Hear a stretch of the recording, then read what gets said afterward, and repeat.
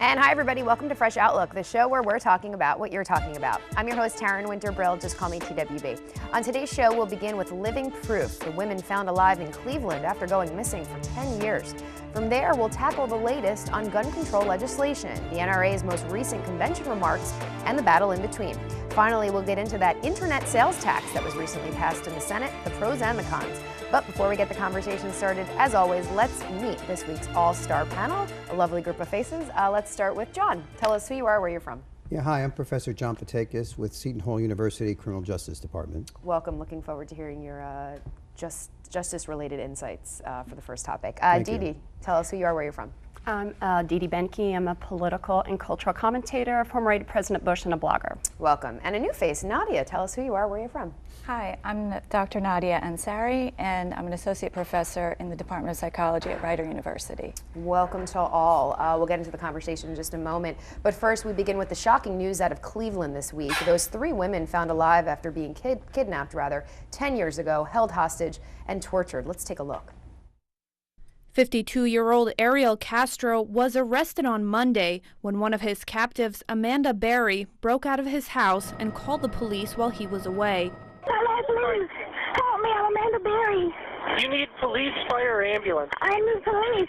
Okay, and what's going on there? I've been kidnapped and I've been missing for 10 years and I'm here, I'm free now. Police found 2 other women, Gina De Jesus and Michelle Knight, inside and evidence of long-term abuse. You know, I'm not going to use the word torture out of respect.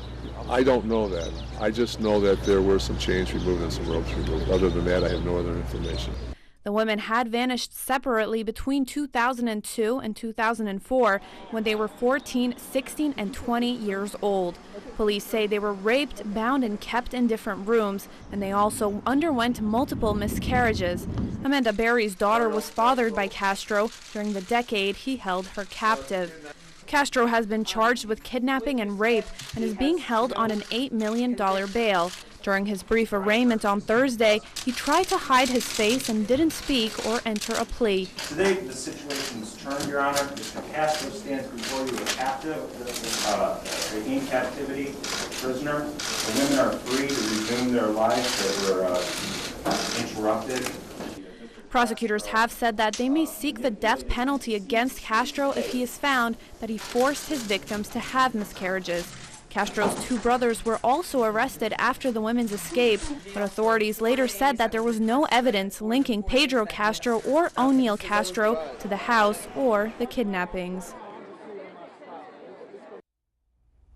Really, it's just a shocking headline. It's hard to, all week long we keep hearing updates, but it's the magnitude of it and just the sheer shock and awe of it is just unbelievable. Just from a general perspective, I'm just curious who wants to take it. How did this go undetected for so long? I mean, 10 years, it just seems like a movie. What do you think, John? Yeah, Taryn, that's a long time. But from the accounts that I read, in the reports, was that through intimidation and fear and a very secure facility, they were very rarely let out in public. And when they were, it was in their backyard under disguises and wigs or whatever. And I think through intimidation and fear, they were fearful of being, beaten further if they tried to escape or whatever. So it is very unusual. However, there have been other cases that somebody was gone to 18 years, right? If you recall, right? Was that Casey Dugard or J.C. Dugard? So it is unusual, but I think it was that fear and intimidation that kept them in there that long, But I guess neighbors or people are saying that nothing seemed fishy. That everything, this guy, he seemed like a quote unquote regular guy. I guess, Dee Dee. I got a problem with the police department. I don't believe this. I do not believe that these neighbors are going to say that they made calls and complaints, and they're lying about it. They have no reason to do that, but the police department does have a reason to try to cover up.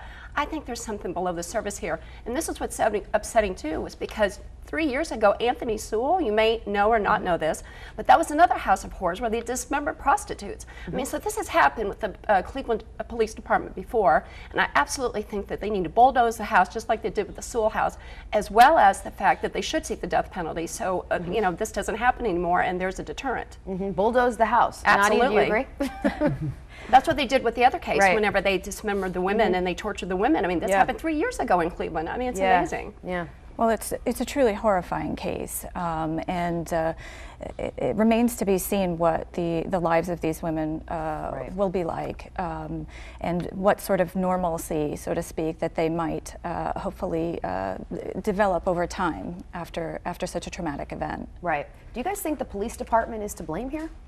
I think that they did not. There's no way that these girls were protected enough by the police department. I really believe that after 10 years, do you really think that the neighbors said, well, it's upsetting to me because I think the neighbors really were telling the truth whenever they said they made the calls in, because it wasn't 1, 2, 3, or 4, it's 5 or 6. Over 10 years, Right. I absolutely don't believe that there weren't calls made. I think the police department's covering up. Or maybe all the neighbors are in on it together, John? Well, the neighbors, it's interesting. You see two sides of this individual. Some of the neighbors are saying, oh, he's a nice man. He takes the kids for rides on the bike. He's very cordial and polite. But then if you speak with his significant other that he was living with for a number of years, he broke her teeth. He threw her down the steps, fractured her shoulder. She finally left him, called for domestic violence or whatever. So it was sort of like a dual personality. Right. You know, and I agree with Dee Dee. I think there's more to be said with the local police. In other words, why would neighbors report something, you know, if it didn't happen? And I would guess that it seemed like to be a cursory investigation by the police, not in depth. They didn't initially see something wrong, but they didn't pursue it. Nobody Right. answered the door. Well, then you get back. If necessary, you get a search warrant. So it would seem like they should have done more. It just seems odd to me. I know we're still waiting for the developments, but apparently these girls willingly got into the car, so they're saying that he offered them a lift. They were kids, they were young they got girls. in. They were young girls. I mean, it's not their fault. I mean, this guy was a predator, clearly, and he's a predator They're that knows what he's 14. doing. I mean, you know, you think, Nadia, what do you think? I think at 14, kids may not necessarily be able to foresee outcomes that might be associated with their behavior. So Right. I don't think in any way that they could have foreseen what would have happened. So I don't think there's any sort of responsibility on their, side. But he lured and preyed on young women so that he could take that advantage. Right. And from your justice perspective, what do you? I mean, seeking the death penalty. Do you think it's going to happen? What do you anticipate will be it the appears that from the developments? reports I've heard, the prosecutors are aggressively going to go for as many charges as possible, even charging him with those 5 Yes. Yeah. miscarriages. So now that ups the ante or whatever. So my gut feeling is that they're probably going to go for the death penalty. At a minimum, it would be life imprisonment without parole. Right. Will it end up being a plea bargain? A lot of cases are, but this is national notoriety, so I would think they're going to aggressively go for the They death are. penalty. A friend of mine was a prosecutor with the county, and Right. I asked her earlier today, I know what's going to happen. They said they're absolutely going for the death penalty, Yeah. and they should, because 5 babies. I mean, he kicked this woman in the gut He and starved her. starved her for 2 weeks at a time. Yes, then terrible. Would kick her in the gut to basically kill Induce the fetus. I mean, just horrifying. I mean, I don't think they could kill him soon enough. Exactly. And, I mean, it's just horrendous. I mean, I hope it happens. Do you think that's what's going to happen, Nadia? I believe that he'll be definitely. John and I were speaking earlier that either a life in prison or a death sentence. I mean, it's certainly justified for what he did. And you have to wonder, sort of, the traumatic experience of this all, when you look at the perspective of the 3 girls and this young child that was conceived while in captivity.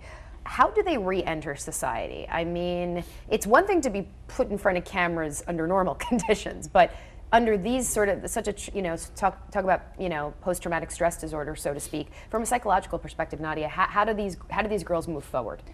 Well, that's a very Or women, difficult rather. question. Yeah. And certainly there's going to be a lot of time that they're going to need with their families and the support of their families and therapy to acclimate. On one end of the spectrum, we could certainly predict post-traumatic stress disorder, and as well as increased risk for major depressive episodes and other disorders. On the other end of the spectrum, we might also see that there are definitely individuals who have experienced truly negative life events, but have positive outcomes, and so that's known as a process of resilience. It remains to be seen, but certainly they're going to be experiencing a lot of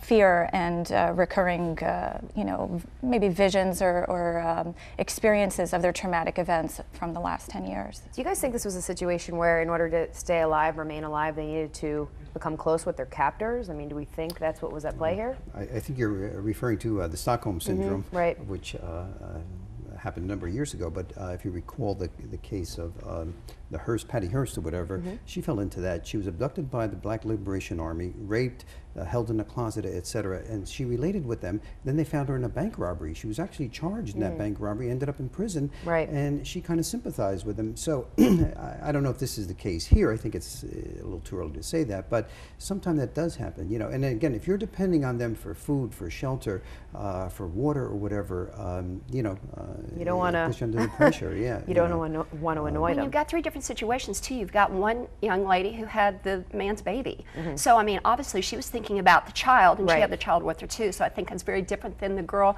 who had 5 miscarriages and was beaten. And I mean, you know, I'm thinking she probably was not feeling any dependency on this man. And my understanding is she's having the worst of it all because she went through the worst situation. Plus, remember, they were all in the rooms by themselves. Right. A lot of people, I mean, they found chains, ropes. A lot of people are wondering why it took them so long to escape. Is that a fair assessment? Why it took them so long to escape? I mean, kind of scratched my head at those kind of comments. I don't think it's fair. Right. And certainly any sort of judgment about these women's, you know, any of their behaviors is really, nobody could know what they were experiencing.